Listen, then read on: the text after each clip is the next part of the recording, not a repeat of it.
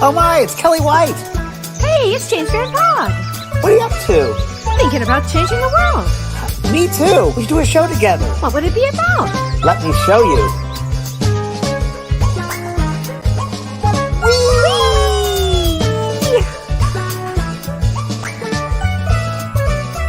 The James and Kellee Show.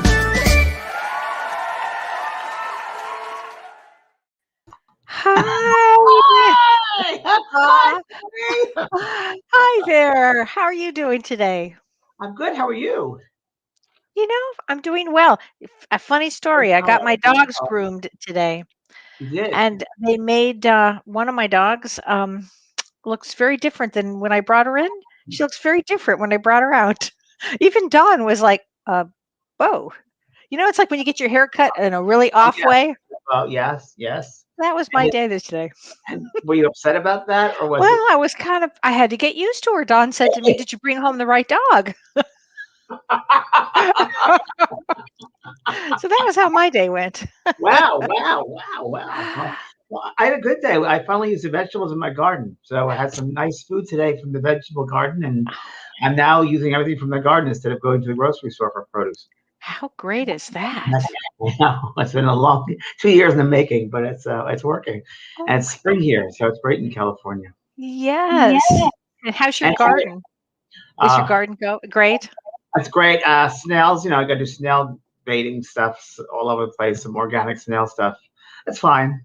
I just say, ask God, go to God.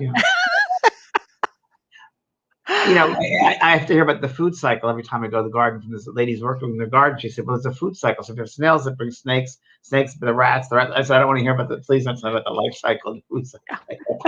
I just want to see flowers. But it's great. I'm really enjoying it. And I'm really enjoying it. So I'm getting things tied up, and I'm going to start writing a couple of books, 2 books together. And some more creative things happening. So so we're happy.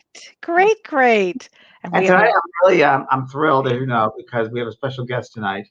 And he's, as you know, I'll tell everyone here, welcome everybody. Good to feel everyone here. This person we're going to bring on tonight is a good friend, a very special friend of mine, best friend, a special friend. And I say he's my earth guide, as we all have earth guides, I think, in our lifetime. We all have various people in our lives. We look back at our lives and see those people that made a very special mark in our lives and our journey. There are those. And I don't know, Kellee, how many would you say you've had? I can count mine probably on one hand. I was just going to say about 3 or 4. Yeah. And I know it's about 3 or 4. And Peter Redgrove is one of them. I met Peter Redgrove, we're going to have on tonight, over 25 years ago, probably 1996. You can tell you exactly the date. And I was doing a demonstration at 8th Practical Los Angeles that I helped form, APLA. And he saw me there, and then he had a private reading with me at the time. And some incredible things came through. He'll mention that. And anyway, we became very good friends after that. And we sent development circles for many years. And he said, James, you have a greater need here. You have a greater a calling to the world, and you need to write a book about your experiences. And I didn't want to write a book. And Peter pushed me to write Talking to Heaven. And if it wasn't for Peter, I would never have written Talking to Heaven, because he was able to see in me psychically. It's almost like he could see my soul. And he helped me and pushed me to get to that point of, you have to do this for the world. I just know you must do this for the world.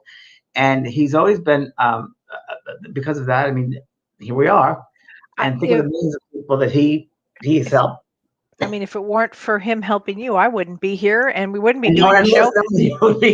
And exactly. And all of the help that you've given people throughout, these past 35 years, that's an extraordinary story. Yes. They're going to love him. You guys are going to love Peter. I love Peter, and I want to share with Peter, and I've been pushing Peter now for me to push him, because it's full circle, because I know he can help people, and he really has a desire to help people. And it's not life coaching, I call him soul coaching, because he can see people's souls, know about them, and he's been through so much himself in his own life that he can share the experience, and he brings people back to their life goals, their life, what they're meant to do. So he's our guest tonight. So yeah. So without further ado, my good friend Peter Redgrove. Peter, welcome to the show. Hi, Peter. Hi, Peter. So glad you're with us tonight. Hello, everybody. That build up. Oh my goodness. Everybody's excited. Yes. Well, I'm excited.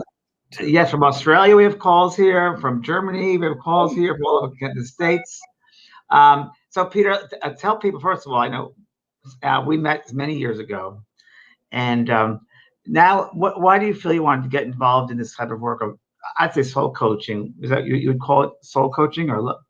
Well, yeah, it's coaching. It's really helping people get in touch with their better selves, and I've always, as you know, James, what's the point of experience and knowledge if you don't share it? Yes. And this time in my life, I think it's the right time. I agree. I wouldn't say it's the last chapter, but it's close. And, I've had a lot of experience in life, somewhat like, the salmon swimming upstream. And that's kind of how my life has been. And it's been rich in experience, in life experience, and overcoming obstacles. Abuse. If you overcame abuse, you overcame many things. Yeah, but it's like you have a choice. You can either let those events diminish you as an individual, or if you're given the strength from the powers that be, I don't assume it's all from me, you can use that experience to strengthen yourself and other souls that you come into contact with during your life. And I've been fortunate enough to have taken the latter choice. I've used all of that experience, as painful as it was, to, as it were, build a better life, not only for myself, but for many, many people that I've come into contact with during life. And Peter, when tonight is about being stuck. If you look back at your life, can you choose one event or see one event in your life that you felt stuck in, and you had to go deep within and change that situation? What was that? Yeah, there's a story I may have told you before. I had a moment of enlightenment, and it was kind of took its strange form, but it did the job. I was with a very, very well-known playwright in New York. I was living there at the time, and we were good friends, and good enough that when I was going on my usual rant, because I was unhappy and cynical and miserable, because I was playing the blame game, because I had a miserable childhood with glimpses of happiness, but not much. And he just got up. We were in a restaurant. He got up from the table, and I was wearing glasses. He took them off me and just whacked me in the face, read my cards. And of course, in a public restaurant, it was a good restaurant, and which I was never able to go back to. And I left the restaurant, went home, went straight to the nearest mirror, cried my eyes out, and accepted some truths about myself. And that was a real seminal experience in my life. It turned my life around. And I realized then and there, you're not going to get very far in life if you are constantly playing the blame game. You have to accept responsibility for your own life and your own choices and your own well-being or otherwise. And it was a seminal moment in my life. It turned my life around, and I will forever be grateful to that gentleman who is now passed. He was a very, very well-known figure in the theater. And I never heard this story. In all the years I never heard this story. Yeah, so it was eye-opening, heart-opening, all of those things. But it just reminds me of that old saying, "No pain, no gain." Yeah. And it was painful, but oh my gosh, I owe him my life, really. Wow. Wow. That is quite a way to wake up. Yes, it woke up my soul, it woke up my spirit, and as they say, the rest is history. And I think, Peter, that people put in your life for that. I mean, I think that gentleman was probably put in your life for that reason, maybe, to happen. Yes. And just like you opened my life for what happened to me because of you. I mean, I think that does happen. He was an earth guide of yours. Well, we get so caught up in guides in the spirit world, but the guides on the earth, there are many around us, and we just acknowledge them because my life was different as from meeting you, Peter. Yes. I mean, I would be. We were destined to meet and to be in each other's lives, and I was to be the professional nudge, which I was. You pushed me to listen to my intuition, in that I was doing a professional, but listening to my intuition, but yet I was being that human part of me, not listening to my intuition. And the intuition, of course, was like, you got to listen. And we sat in development circles many times. We had some many incredible times we had. And they said you were a guide of mine. Yeah, it was pretty amazing. It really was. Yeah, it was an eye and soul opening time in my life. Yeah. And Kellee, you want to ask a question? I'm always so intrigued to hear you speak. I'm looking at some of these comments here, and everybody is loving your story.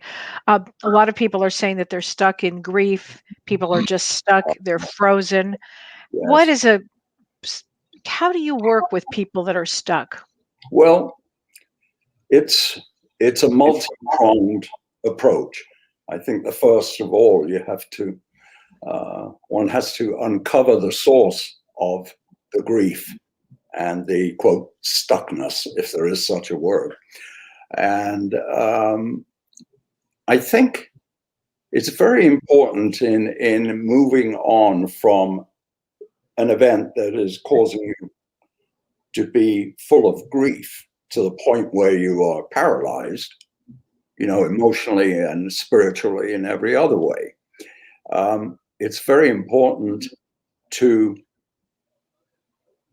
understand that the physical presence of somebody that you've lost is not in and of itself final. Your relationship with that person continues. The only difference is it's not physical. And it's good to continue to talk to those people. They're in spirit and they're close to you. And believe, and I believe this is all my heart, that, the relationships that you form here in this incarnation based in love are separated on a temporary basis. That when it's our time to go through that door, as we all will, we'll be reunited with those with whom we have shared love, and even those with whom we have not shared love, people with whom we've had very difficult relationships with. So it's all about really believing that that this lifetime is, in a physical incarnation, is finite. The love, the relationships based in love, and some not, are not finite.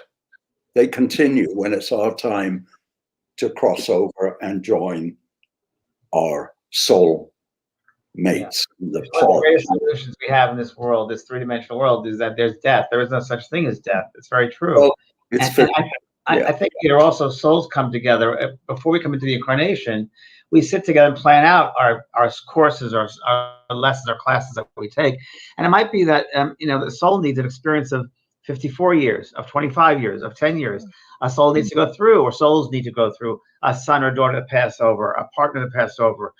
And we get so caught up because we think that's not right, that's not natural. But we should look at it as a soul's point of view, not as a human point of view, but the soul's point of view. The soul experience only needs that time on earth. And we all got to go through that. Wouldn't you say, Kellee? Absolutely. Absolutely. And Yeah. we choose before we come in, and there's an agreement before we come in. And Yeah. I love what you said about that, though, Peter, that, it's nothing final. We go through the door when it's our turn, and we'll all be together again. Yes. And, there are steps that you can take if you're paralyzed with grief and sorrow and wondering, how am I going to go on with life? Well, look at the good experiences you shared with that person you're grieving for. Well, Peter, you shared a saying with me years ago. You said this to me, and I'll repeat it to you because I've used it met thousands of times. And you said to me, the dead never go without leaving a gift behind. And we have to have the faith and courage to open up that gift and see what's inside. And you told me that. Yes. We have to open up our emotional and spiritual toolbox. We all have them. If we've got the courage to open up that tool, those Sears toolboxes, it's like an inverted pyramid when it's open. Well, sometimes you've got to go to the bottom of it to dig out the right tool that spirit allows us to travel this lifetime with, and use it to get on the move again. People, as we all know, come and go in our life. And, the only reason to keep looking at the past and past relationships is, what can I learn? What can I learn from those relationships? Don't point fingers and play the blame game. Forgive those who've wronged you. But it's very important, and I know Spirit will agree, focus on the present. It's true.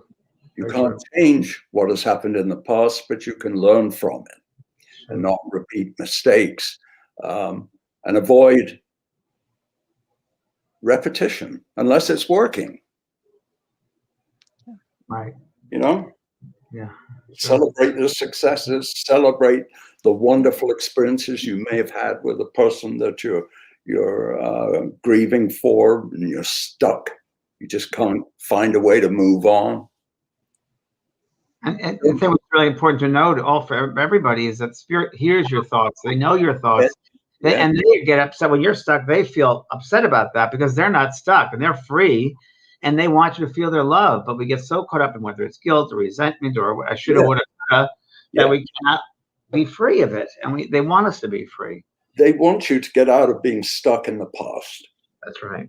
That's what they want. Yeah. And all you have to do is ask. It's true. It's very, very true. It won't interfere with your choices, intellectually, emotionally, or any other way. Just ask. Why do you think people get stuck, Peter? Fear. Fear. Fear. Fear is, there are two main drivers in life. In my view, that's fear and love. Those are the two drivers. And fear is treacherous. Whatever it is, you can avoid whatever going there. Fear is a retardant. It really is. It doesn't allow you to move forward. And what's the point of being here unless you're moving forward? That's right. Movement. Peter, you had some really, really rough experiences when you were younger. Really, you grew up in an orphanage. You had a really tough, as a therapist, I would say a very difficult, challenging life. Yeah. How did you move through fear? And I'm assuming there was a lot of fear during that period. Yes. I had glimpses of how life could be during that time. My mother was alive and in a relationship, and so maybe a couple of times a year I had a little bit of time in a not even at that time it wasn't a normal relationship. My mother was involved with a married man, and it was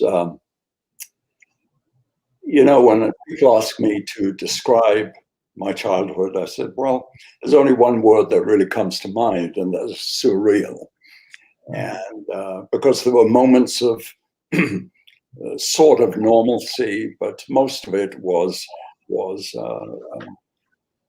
difficult and unhappy. But but all of that, and I have no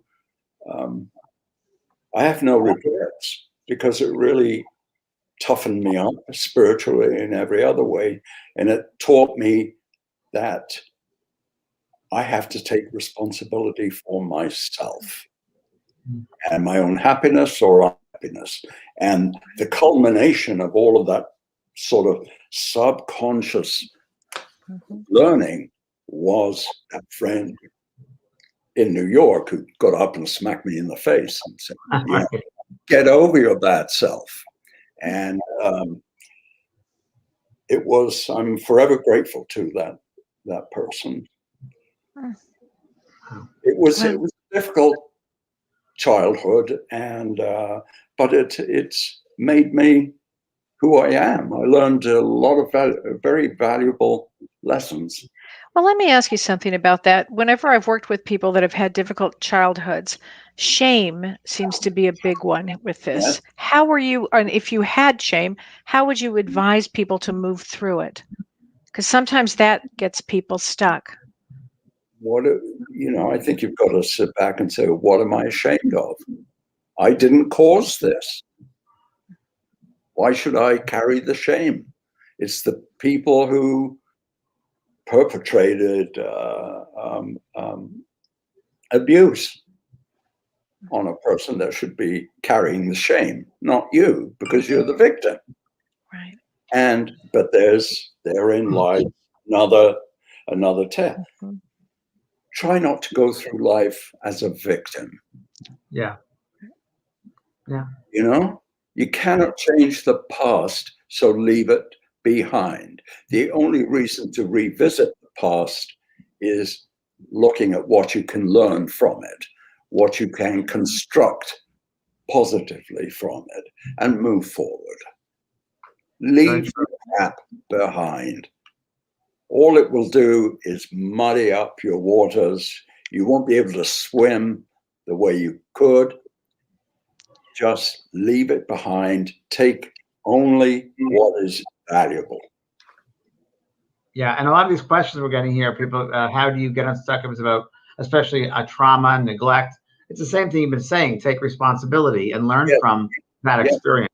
Yes. And it's not realize it isn't easy just saying the words. I know it's a very difficult thing to do, is to dig yourself out of trauma and unhappiness and disappointment and all the things that contribute to people getting stuck. They just feel overwhelmed and just don't even know how to dig themselves out of that pit. And also no control, Peter. Also, they might feel they have no control anymore of their lives. But they do. But they do. Exactly. Yes. They do. You see, and this is the thing, you have to assume control, assume responsibility for your own happiness or unhappiness. Yeah. It's, looking only externally is not going to get you very far. You have to look inside of yourself. If there are things inside that you need to forgive yourself and move on. We're just human. We all make mistakes, for goodness sake. And other people make mistakes too. And, you know, I'm in no way trivializing victims of abuse. I'm not. But I do know that if you ask the powers that be for the strength to effect change, it will be given to you.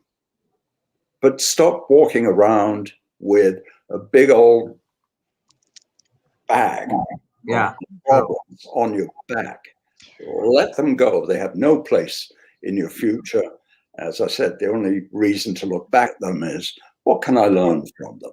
What is going to make me a stronger person? There's a great quote here, or a great comment, I should say. Carissa Carrington says, once you let go of the mindset of being a victim, your power is endless. Amen. Oh, so true. Amen. Well said. I couldn't say it better myself. Yeah. I think we might have a couple of phone calls. Any phone calls, Renee, we can take? Or no, just maybe not. Just put the phone number up. Oh, the phone number. Okay, we have a couple of questions here that are on the comments page. Yeah. How do you feel about soul retrieval from Jamie McLean? How do you feel about soul retrieval then? It's supposed to help trauma and the damage left behind. Well, I know much about that. Well, at first I'm a soul retrieval, but it's when something, supposedly when something traumatic or traumatic happens, that a part of your soul will leave this area, the space, and split up. Oh, I see. Okay. So they have to come back and become so fully realized at your soul level. I think it just goes back into what we've been talking about here, and being fully realized within yourself, and not being separated, but integrate all aspects of your being. And it goes with forgiving other people to have hurt, you feel have hurt you. That's a hard one to do, but it's a very strong lesson. But it is absolutely necessary in order for you to move on. Yeah. Here's another great comment here. Victimhood mentality does nothing to promote one's future. Amen. That's great. That was it's great. Oh my goodness. Someone wants to ask if you help them with their spirit guides, you contact spirit guides. And I would say you have done that before, or at least with me, and in a circle you do that. And I think if that spirit guide shows up, you will indeed tell that person what you're picking up. He's also very psychic, very mediumistic, very psychic, I'd say, and very mediumistic. And he has done that before. So you'd be open to that. That came through in a session with you, correct? Yes. I'm more probably of an intuitive than anything else. Yeah. I really feel things in my gut, or what I like to refer to as nature's tuning fork. Yeah. And, I rely on that. And it rarely has steered me in the wrong direction. And it's very important, for people to start focusing on the now. The positive now. Yeah, the now. The past is gone. The future is unknown.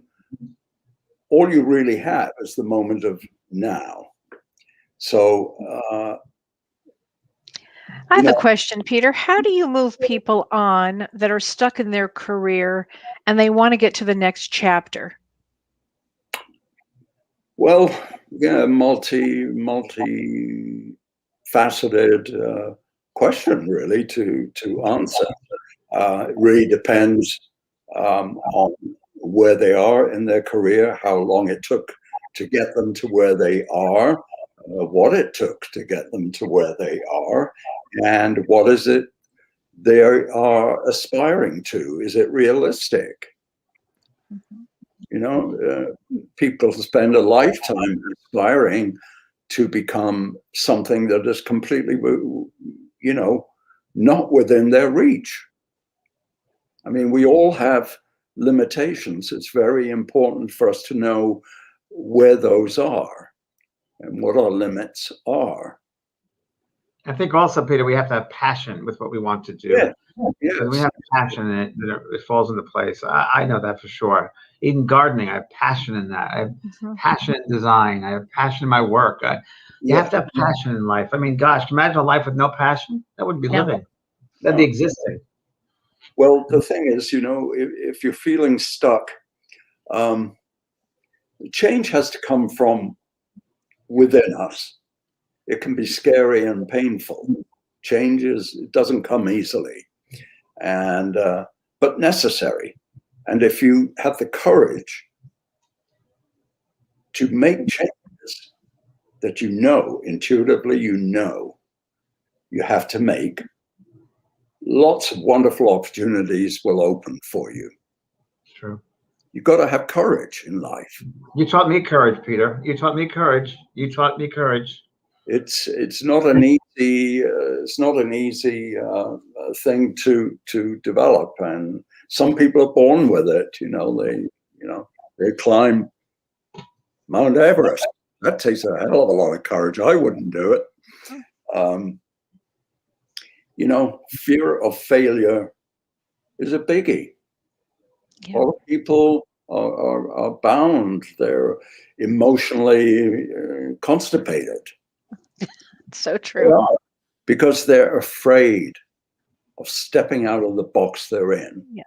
So true. And before you know it, the life has passed them by and they've lived in a box of fear. Yeah. Or have courage, So do something new every day. Do something new every day, I always say. Well, I think we have a call on the phone, do we, Renee? Is there, I think we did. One chat. Yes, one call. Currently, there are no callers. So if you have a call, please call in the number and we'll get you in the show. Okay, that's great.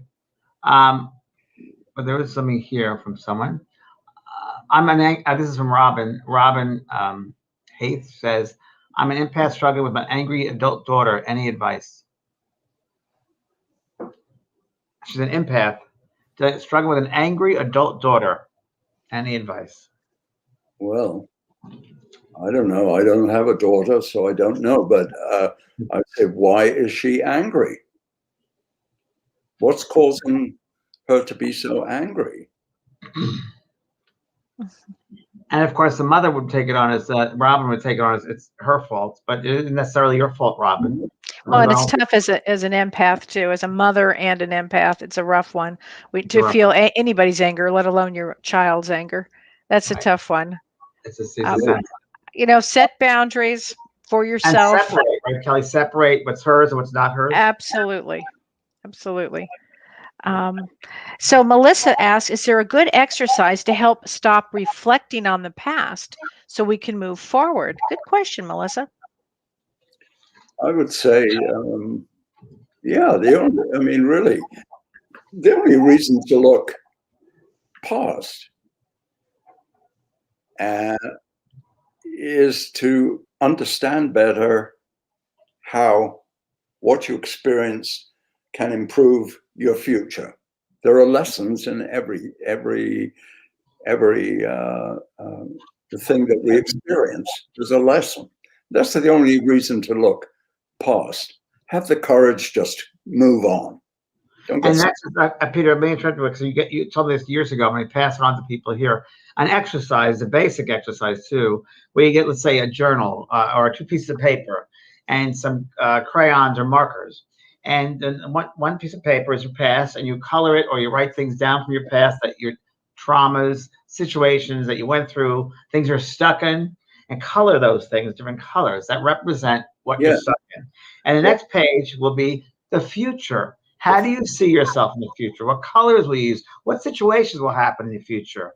What's going to happen when you get unstuck?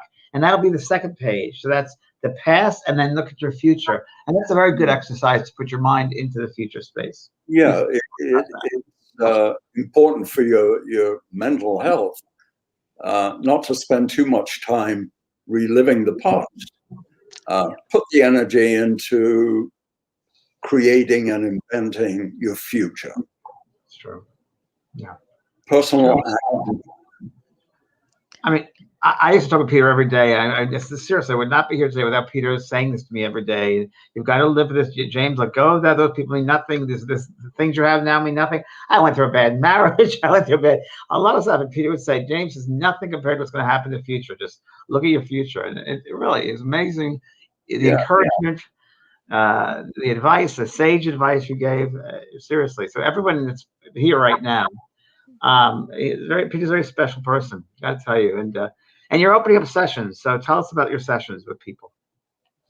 Well, they can range from getting unstuck, yeah, to that's a biggie, and helping people have the courage and the knowledge they'll need to move forward.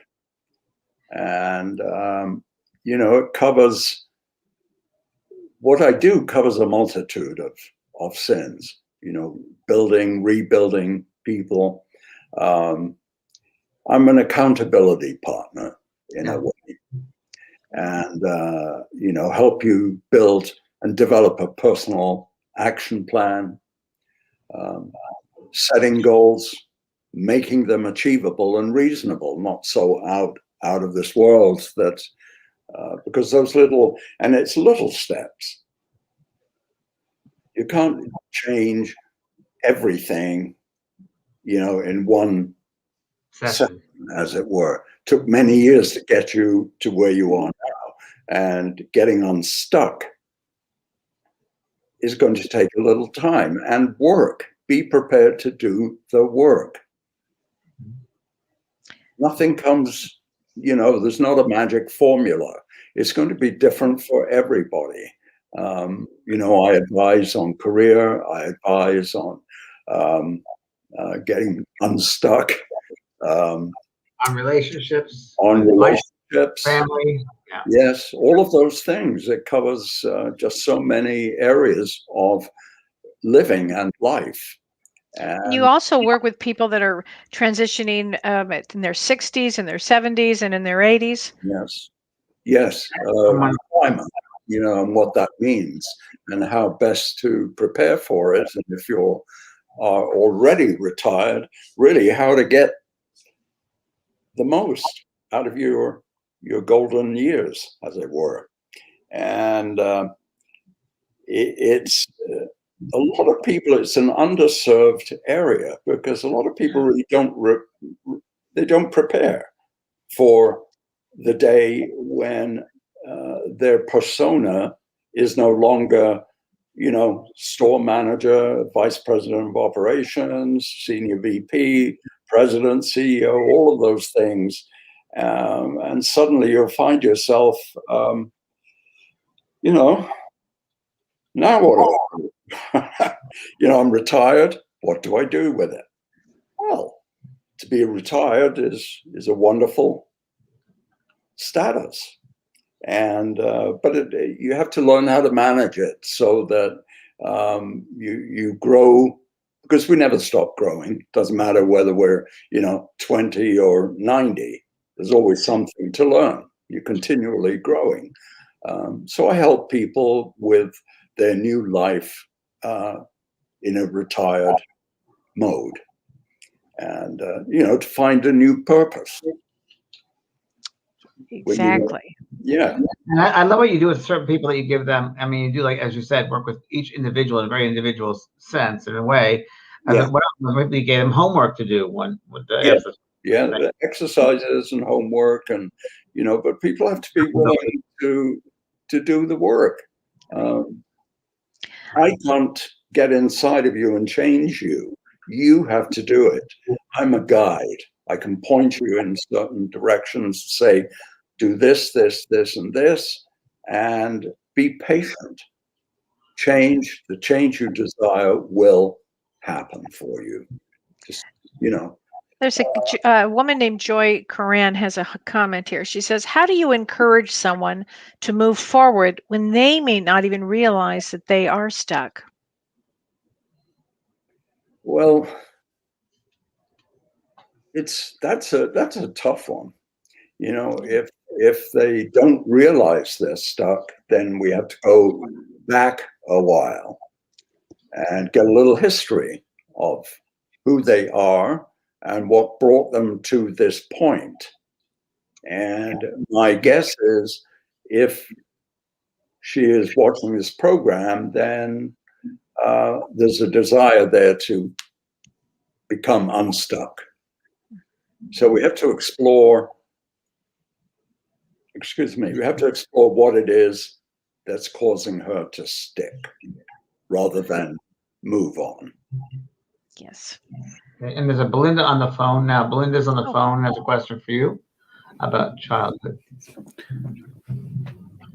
Okay, Belinda. Hey. Hi, Belinda. You're live in the studio. Hey, thank you for taking my call. I had a question. You were saying it's best just to let things go. I can remember being a child, probably 4 years older, so that I remember telling myself it didn't happen, it didn't happen, it didn't happen. And I know it was painful and traumatic to me as a child, but I have really no idea what it was because I completely blocked it out. Is this something I should try to find out what it was, or should I just let it go? Well, let me ask you this question. Has your life been interrupted? Have you been able to move on with your life? Are you having struggles right now in your life? I'm actually 56 now. You know, I have grown children, but sometimes I really feel like I'm stuck in certain ways. But I don't know if that's got something to do with it, or well, there's a couple I of things don't here. know. A couple things that it could. I mean, and one way to work with stuck trauma actually is through somatic experience therapy, which is traumahealing.org. You can check that out, and they work with trauma that you may not remember when you were 1, 2, 3, or 4. You may not remember it, and so it might help to unstick you and help move on. That's one way to work with something. My relationships never worked out, you know, as far as, and I've not even been in a relationship since my last child, who was 24, you know, but I don't know if that's got something to do with it or not, but. Well, it may. Go ahead, Peter. Well, I don't know. Probably, I would say, just based on my own life experience, let go of the past. Don't keep fretting about something. Let it go. Let it go.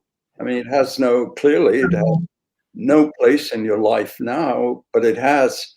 Right. And I've tried to remember, and I can't remember. Have memories anymore, but maybe that's what I will do. Thank you. Okay, you're welcome, sweetheart. Good luck then. We have also Sharon is on the phone. Sharon, a question for you, Peter. How are all of you? Hi, honey. I'm just wondering. Hi. I'm wondering, how do I get unstuck with anxiety and depression and derealization that I've been going through for about 3 months, and I just feel like I'm stuck in a place and I just can't come out of it. Well, you know, I'm not a psychiatrist, but I've kind of been where you are, and not to minimize your pain. I would say you make a decision. This is not the way I want to live. Let it go. Right. Just that will unstick you. Understand and recognize the need to change that mindset, and be willing to do the work that's necessary to get you out of that hole you're finding yourself in. Find purpose, passion, and you know, it will enhance your life. And also what makes her anxious, right, Peter? Find out what is that makes her anxious. What are those things, those points? Well, yeah, and that calls for some introspection and possibly some real honesty with yourself.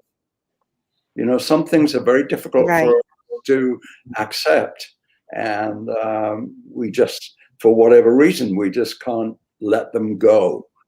But you know, those things, they're like a tumor inside, and it will metastasize unless you excise it. Find out what's causing you to feel the way you are. Yeah. And also depression. I mean, you could also, is it clinical depression also? I mean, you have to be with a professional to find out if it's chemical depression. Is there something on that level, or is it emotional? Because it could be those things too, sweetheart. You have to find out, Sharon, exactly where that comes from. And then if it's emotional, if it's not chemical, right, Kellee? If it's not chemical, Right. And it emotional. depends. Yeah, some people really do need trauma work in order to move on, or they need to, to go inward, at least have the courage to go inward and look, what is it? What am I anxious about? And be honest with yourself. Yeah. I like that, Right. Peter. I Right. agree with that. And Sharon, you did the Yeah. number one. The first thing you did was you made the phone call to us. Mhm. That says, I'm going to make a change. You're becoming aware, and you want to find out more about. If you didn't want to make a change, you would have made that phone call, right? That's Right. Right. That's true. Example of action. Yeah. Mhm. Yeah. Good, Sharon. Good luck, and keep Okay. Peter's Thank information. you. Okay, honey. Yeah. Take care. Thank you so much. Okay. Bye bye. And here's another one from Diane. Diane, you're on the phone with us. Hi, Diane. Hi, how are you? Good. How are you? I'm really good. You I just sound really wanted to good. call because thank you. I just wanted to call because I recently, so it's been about a little over a month now, I quit my career of 20 years. And, I just felt like, that the past 20 years, a good amount of it has been me being complacent, I guess I feel. And I just feel like I had to close that door in order for other doors to open. But right now, I feel like I'm blind, kind of. Like I'm not sure what, the future holds or which direction I'm going. But there is a transitional part to this, right? So in a change, when you're making a change, there is I was just talking about this yesterday with somebody. There's a point where you just have to enjoy the moment as if you're in a transitionary period right now. And that's true. And would you say that, Peter, there's a transitionary period that you have to go through and kind of enjoy that transitional period? Well, why did you quit what you were doing? Because I feel like the particular position that I was in for the last 2.5 years, I did not like at all. It was extremely demanding. I felt like I didn't have time for anything else in my life whatsoever. And it would have been hard to even look for another job in my field with that amount of stress. And at the same time, too, over the last, year and a half, I've had some personal things going on as well. So, just a lot of stress, I feel like. I feel quite relieved here in the last, month. I was able to go to Mexico for, 9 days and kind of ground myself, I felt like. That's very healthy. Diane. That's really healthy to do that. That's a healthy thing. Yeah, you're taking responsibility for your own, happiness or unhappiness, and you took the time to take inventory. And now you can look forward to your future. You sound like a passionate person, and there are things you want to do in your life. That's why you quit that job too. So now let's find out what makes you sing. What makes you passionate? Let's do those things in life. If your life was over tomorrow, what would you do today? Yeah. Right. And it's an opportunity for you to find purpose and and decide whether that purpose is going to enhance your life. And it's time for introspection. I applaud the courage. Yeah, it takes courage to make that kind of a change. Yeah, thank you. Yeah, you're in the right space, Diane. Yeah. Yeah. Some people are good for you and some people are like, are you sure? Well, you know, I always say, I am. if there are people in your life that don't support you, say bye-bye. Life is too short. Not Yeah. to tear you down. You don't need that. Life is too short. If they don't see your beauty and your color, bye-bye. You want people that support and that you connect with, that can build each other up. You don't need people to tear you down, please. There are no people out there do it for you. You don't need to do it yourself. Have people around you like that. Don't need it. No, just eliminate them from your life and surround yourself with people who are going to applaud the changes you are making and people that will nurture you and support you emotionally and in any other way that you need support. It sounds like you're embarking on some big changes in your life. Good for you. That's exciting, doesn't it? Yeah. She feels exciting. You feel exciting. Yeah. It is. It is, but it's a little scary too. Oh, please get over yourself. And not really scary.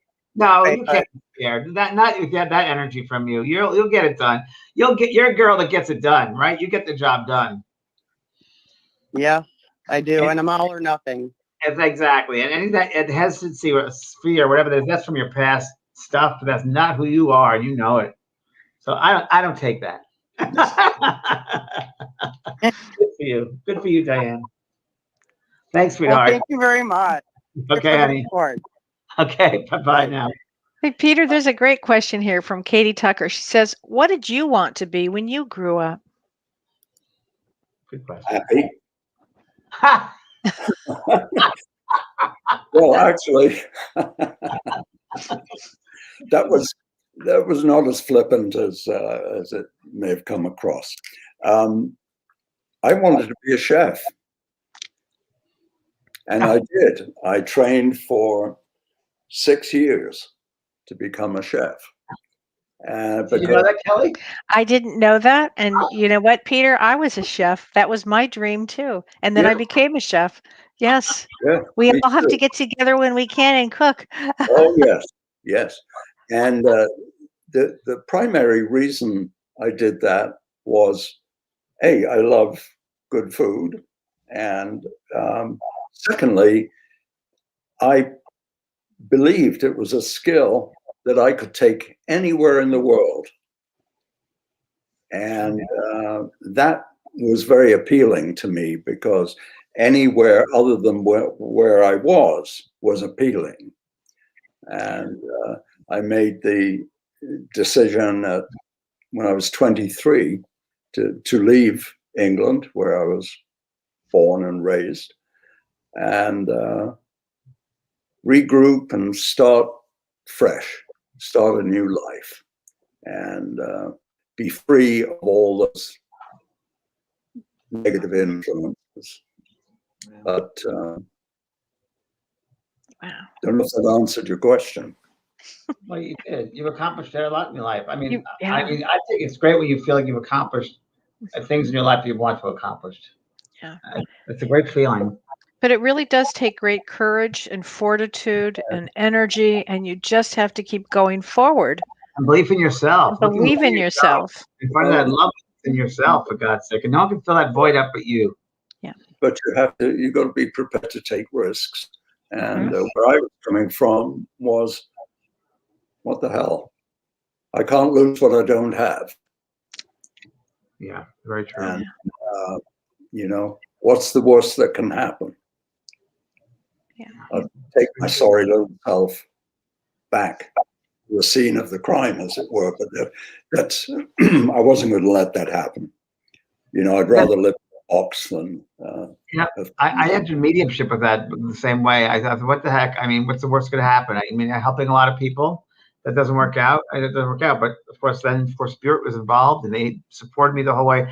I think the spirit world supports us if we follow our dreams, and we have that truth, that faith, that courage to live out our dreams and to believe in ourselves.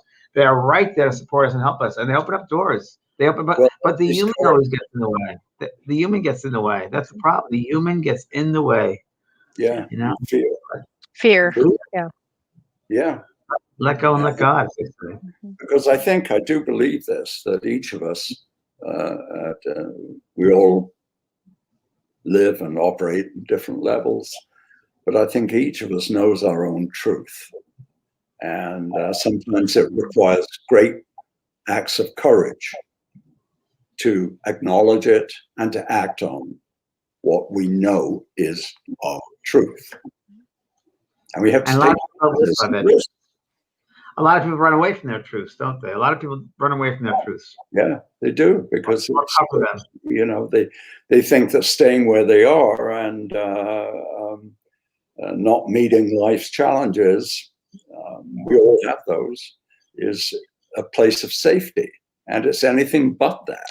Or filling their lives with things like, you know, like things, like material things and big money, or their material things will help us be happy. It will not. It will not. No, you have to go within yourself. It'll enhance you in aesthetically, but just accumulating stuff and things as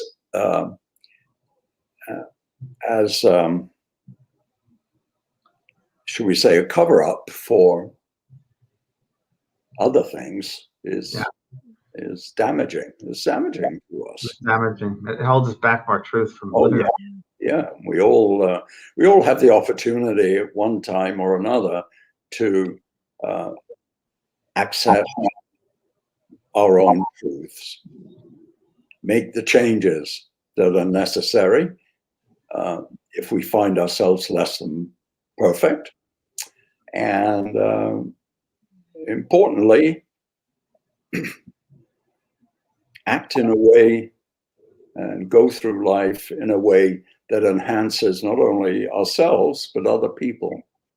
Yeah, for sure. Enhance their lives with your presence. You know, you once said to me, Peter, years ago, you said to me, imagine people who live their lives and they pass over and they find that they did not live to their potential. Oh, yeah. And a worse sin, and it would be the worst sin, if they find that they did not live to their potential and didn't even try. Yeah. And it's always stuck with me. Well, I think one of the things that on the other side, where we will all find ourselves, the place that I don't want to find myself in is a place of regret. And I think that's got to be so painful. Yeah, true. When you look at your life and say, oh my gosh, what could have been, what should have been, if only I'd had the courage. Yeah. Courage. Yeah, that's why I wrote the book Unfinished Business, because I was tired of spirit coming through and saying, if only I knew then what I know now, I would have made better choices in my life. I would have lived out of love. I would have not let fear driven my life. And that's why I wrote that book. And it's exactly what we're talking about today. It's getting unstuck. It's believing in yourself. It's jumping out of that box. And it's being true to yourself. There's no way to live, really. You know? And live with no regrets. Be true to who you are. And it's not going to happen overnight. I mean, you know, if you feel you've hit a wall and you're in a box and feeling constrained and confined, start mapping out steps as to how you can get out of that box. You know, if you're willing to show up and do the work, you'll get a good result. You will. You'll love Peter, this. how people get. Oh, sorry. Wait, I have to tell you this first. There's a great comment you'll love, James, from Ardelia from Australia. She says, just like the lion in the Wizard of Oz, courage. Yes. Courage. Yes. Amen. Very true. Yeah. Very true. That's great. And if you're interested in having a session with Peter, let's go to peterredgrove.com. That's right, Peter? Yes, peterredgrove.com. And Peter's answer, I mean, the other day he answered 80 emails. I mean, in one day. I mean, you really, I got to give it. Wow. I said, Peter, personal attention is unbelievable. And well, that's what I'm here for now. This is something I feel very strongly about. And once again, you know, what's the point of having all of the life experience I've had? And I'm not stating that in any framework of being a braggadocio, because I'm not. James is the one who pushed me to do this. I don't see any point in having the life experiences I've had unless I'm able to share with those who are willing to participate, share the life's lessons, of which I've had many. I've been swimming upstream most of my life, and that's okay, you know. And it was that early experience as a child, which was, you know, something out of Dickens, with rare moments of happiness, that equipped me to live the life I've lived. So I'm not bitter about it. There was a time until that gentleman friend of mine whacked me in the face in New York, and as I said, read me my cards, and thank God for him. And I do thank God every day. I never think they're accidents. People always arrive in your life at the right points. Just like people here tonight, you're here because of a reason.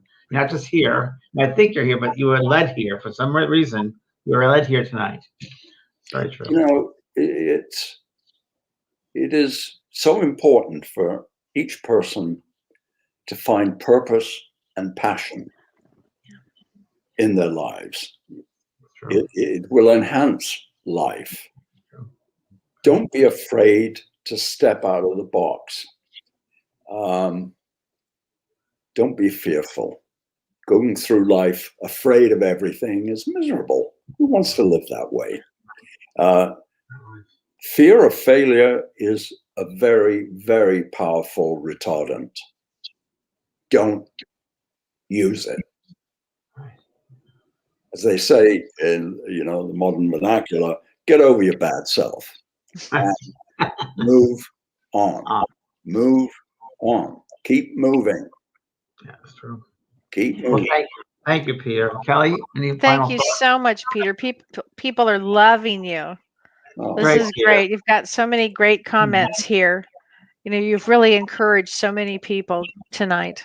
well, I that's what it's all about. It's really, you know, extending a hand, saying, you know, I'm here. Let me help you have a better life. Yeah. It's true. You made mine. You made mine. And help you untangle some of the emotional knots that you find yourself in. And, you know, with people I work with, and I've worked with, as you know, James, people I can't talk Very about. powerful people, yes. Very My powerful daughter's people. hold on a second. You know, I help them untangle the knots and move on. Can't stand still.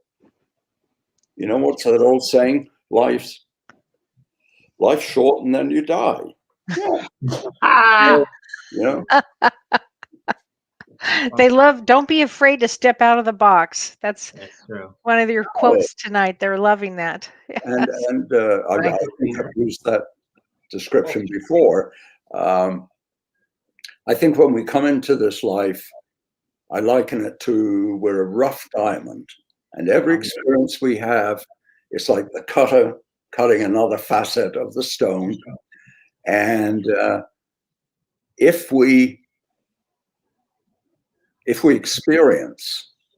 experience life, the beauty of that stone we're polishing, the beauty of that stone will be revealed at the end of our lives. We're rough diamonds, all of us. That's beautiful. Thank you. Thank you so much, Peter. Thank you so much, James. Thanks, Kellee. Thank you, everybody. And check out Peter at peterredgrove.com. Your life is worth it. Okay, bye-bye. You've been listening to Both Sides Now and Beyond, featuring spiritual medium and master teacher James Van Praagh and spiritual medium and psychotherapist Kellee White. The James and Kellee Show.